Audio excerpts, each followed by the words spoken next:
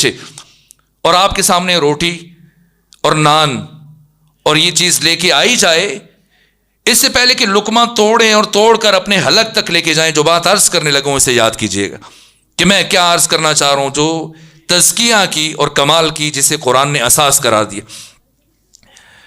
یہ جو آپ کے سامنے دسترخوان پر روٹی رکھی گئی، یہ ایک لقمہ روٹی کو تیار کرنے میں پروردگار نے کیا کچھ انجام دیا ہے۔ سب سے پہلے کسان نے زمین کو ہموار کیا، مسطح کیا، نرم کیا، پھر اس کے اندر بیج کو دفن کیا، اور بیج مٹی میں جانے کے بعد گل سڑ جائے، ختم ہو جائے، لیکن نہ، اس مٹی کے اندر، اس خاک کے اندر یہ بیج پھٹتا ہے۔ اور امیر المومنین نہج البلاغہ میں فرماتے ہیں کہ حمد ہے اس اللہ کے لیے الذی خلق الحب و برأ النسمہ، جو بیج کو شگافتہ کرتا ہے اور اس سے کونپل کو ظاہر کرتا ہے۔ تو زمین کے سینے میں یہ بیج پھٹتا ہے اور اس سے کونپل بنتی ہے، اور یہ آہستہ آہستہ نمو کرتی ہے، نشو کرتی ہے، بڑھتی ہے، یہاں تک کہ یہ زمین کے سینے سے سر اٹھاتی ہے، اور آہستہ آہستہ آپ کی نگاہوں میں وہ ہریالی اور سبزہ آپ کو دکھنا شروع ہو جاتا ہے، اور پھر یہ کونپل بڑھ رہی ہے۔ اتنی نرم ہے یہ کونپل کہ اگر آپ پانی کی تیز دھار ماریں تو یہ ٹوٹ کے ختم ہو جائے، لیکن اتنی مضبوط ہے کہ زمین کے سینے کو چیر کے باہر آ رہی ہے۔ تو کوئی ذات ہے جو مٹی کے اندر کی تاریکیوں سے اور اس زمین سے اس نرم و نازک کونپل کو نکال کے باہر لے کے آ رہا ہے، اسی کا نام خدا ہے۔ اور اب مسلسل یہ تدریج کا سلسلہ آگے بڑھ رہا ہے، تکامل کا سلسلہ بڑھ رہا ہے، اور اب یہ کونپل پودے میں بدل رہی ہے، یہاں تک کہ اس پر رفتہ رفتہ اناج اگنا شروع ہوا۔ پھر آپ نے اسے پانی سے برابر سینچا، ہوا میں اس اناج کے اندر بالیدگی پیدا ہوئی، سورج کی روشنی نے اس اناج کو پکایا، چاند کی چاندنی نے اس اناج کے اندر مٹھاس بھری، اور جب یہ بالکل پک کر تیار ہو گیا یہ گندم، تو ایسا نہیں کہ آپ سٹے سے یہ گندم اتار کے ایسے دانوں کی شکل میں کھانا شروع کر دینا، اب آپ تھریشنگ کریں گے اور بھوسے کو دانوں سے الگ کریں گے، لیکن ابھی بھی دانے قابل مصرف نہیں ہیں، اب ان کو مزید آپ چکی میں پیسیں گے اور ان کا آٹا بنائیں گے، اور ایسا نہیں کہ ہم گھروں کے اندر چمچوں سے آٹا کھانا شروع کر دیں، نہیں، ابھی بھی اس میں پانی ڈالا جائے گا، گوندا جائے گا، خمیر کیا جائے گا، پھر آگ روشن کی جائے گی، تندور جلایا جائے گا یا اس پہ توا رکھا جائے گا، اور پیڑا بنا کے ہمارے گھر کی خواتین جب روٹی بنائیں گی اور روٹی جب پک جائے گی اور دسترخوان پہ آئے گی تو خدا کا بنایا ہوا یہ نظام فطرت اور یہ عالم طبیعت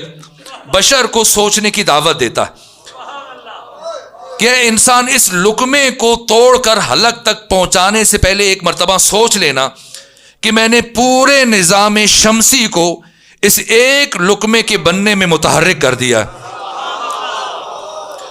تو اس لقمے کو اپنے دہن تک پہنچانے سے پہلے سوچ لینا کہ یہ لقمہ حلال کا ہے یا حرام کا ہے، پاک ہے یا ناپاک ہے، غصبی ہے یا مباح ہے۔ یہاں سے انسان کے تزکیے کا سفر شروع ہوتا ہے۔ اگر پہلے ہی مرحلے میں اس نے لقمہ حرام کھا لیا تو یہ سفر یہیں پر رک جائے گا۔ جیسے اقبال نے کہا کہ طائر لاہوتی، اس رزق سے موت اچھی جس رزق سے آتی ہو پرواز میں کوتاہی۔ اور عرفاء نے دائماً اپنی زندگیوں میں یہ درس اپنے جاننے والوں کو، اپنے چاہنے والوں کو سمجھایا۔ جیسے بہت بڑے عارف جناب بہلول عاقل ایک مقام پر تشریف فرما ہے، اور شیخ جنید بغدادی یہ اپنے شاگردوں کے ساتھ وہاں سے گزر رہا ہے، اور جیسے ہی بہلول نے دیکھا کہ شیخ جنید اپنے 10-20 شاگردوں کے ساتھ جا رہے ہیں، روکا، بلایا، اور بلا کے پوچھا کہاں لے جا رہے ہیں ان سب کو؟ کہا انہیں پڑھانے جا رہا ہوں، سکھانے جا رہا ہوں۔ کہا کیا سکھاؤ گے؟ کہا آداب زندگی تعلیم دوں گا، زندگی کے آداب سکھاؤں گا۔ تو بہلول نے تعجب سے پوچھا کہ تمہیں خود کو بھی کچھ آداب آتے ہیں یا میں دوسروں کو سکھاتے ہو؟ کہ کیسے ممکن ہے کہ خود کو نہ آئے ہو میں دوسروں کو سکھاؤں؟ تو کہا اگر آتے ہیں تو پھر مجھے بھی کچھ بتاؤ۔ کہ پوچھیں کیا بتاؤں؟ اب شاگردوں کو غصہ آ رہا ہے، لیکن استاد اپنی طرف سے اپنے صبر اور ظرف کا مظاہرہ کرنے کی کوشش کر رہے ہیں۔ کہ بتاؤ بہلول کیا سننا چاہتے ہو؟ کون سے آداب بتاؤں؟ کہ تم باقی آداب کو چھوڑو، مجھے صرف کھانا کھانے کے آداب بتا دو۔ کہ سنو بہلول، کھانے کا سب سے پہلا ادب یہ ہے کہ ہاتھ دھو کے کھائیں، اور دوسرا ادب یہ ہے کہ بسم اللہ پڑھ کے کھائیں، اور تیسرا ادب یہ ہے کہ کھانا کھاتے ہو کسی کی طرف نہ دیکھیں، اور چوتھا ادب یہ کہ چھوٹے چھوٹے لقمے بنائیں، اور پھر یہ کہ انہیں خوب چبا کے کھائیں، اور تھوڑی سی بھوک باقی ہو تو آپ دسترخوان سے اٹھ جائیں۔ کھانے سے پہلے ہاتھ دھوئیں تو انہیں خشک نہ کریں، اور کھانے کے بعد اگر ہاتھ دھوئیں تو پھر انہیں خشک کر لینا چاہیے۔ یہ چند باتیں بتائیں۔ بہلول نے کہا مزید بتاؤ؟ کہنا بس اتنے ہی آتے مجھے، یہ آداب ہے۔ کہ تعجب ہے، تمہیں تو کھانا کھانے کے آداب بھی معلوم نہیں، اور تم انہیں زندگی کی حقیقتیں بتانے چلے ہو؟ کہ بہلول بتاؤ کون سا ایسا ادب ہے جو میں نے ان کو نہیں بتایا، جو میں نے آپ کو نہیں بتایا؟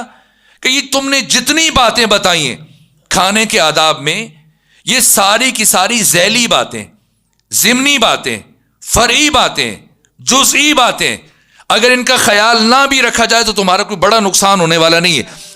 لیکن کھانا کھانے کا سب سے اصلی ادب اور اساسی اور بنیادی ادب وہ تو نے فراموش کر دیا، جسے بیان نہیں کیا۔ کہ وہ کون سا ادب ہے؟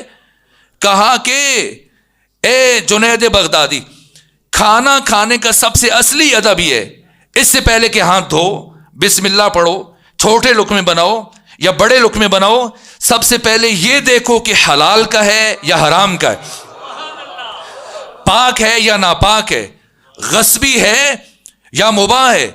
اگر غصبی لقمہ تو 1000 مرتبہ بسم اللہ پڑھ کے کھائے گا، یہ تمہاری نسلوں کو تباہ کرنے کے لیے کافی ہو جائے گا، یہ تمہیں کوئی فائدہ نہیں پہنچائے گا۔ ختمی مرتبہ نے اس حقیقت کو اپنے صحابہ کو سمجھانے کے لیے مسلسل زندگی میں ایسے نمونے دیے۔ جب آقا مکہ سے مدینہ تشریف لے گئے تو آپ کے اصحاب باصفا انصار پہلے سال مسلسل، سیرت نگاروں نے لکھا، مسلسل 1 سال تک ختمی مرتبہ کی میزبانی کے شرف حاصل کرتے رہے۔